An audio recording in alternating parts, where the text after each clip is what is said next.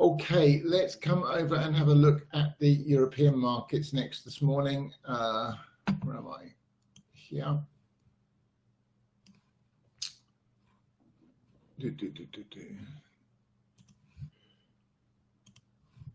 So German DAX, we in the futures, we came down and almost hit this fib. We got within 10 points of it and then bounced very, very strongly overnight and have since pulled back. So that leaves us uncertain in the DAX as to whether the cash market, and it would look better if the cash market would come down and make the same low and then up again.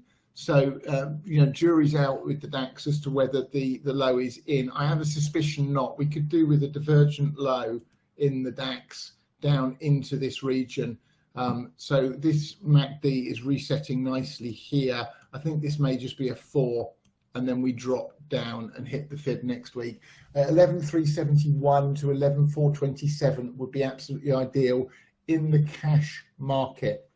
And that should then be all of the larger degree 4 in, and we can start the whole process up all over again in the German DAX. Now, UK FTSE, again, 68.99 was the potential level I was looking for. However, if I come up to the 4-hour chart, we've just about got to this 887 at the top of this target box to complete the 2.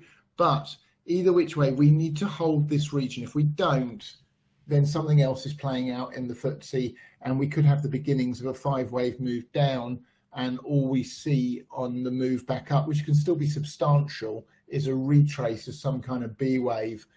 We'll see. Let's see what the next few sessions bring. At the moment, while it's over 68.99, then still looking for a local bottom and then a fairly substantial move back up in the UK FTSE.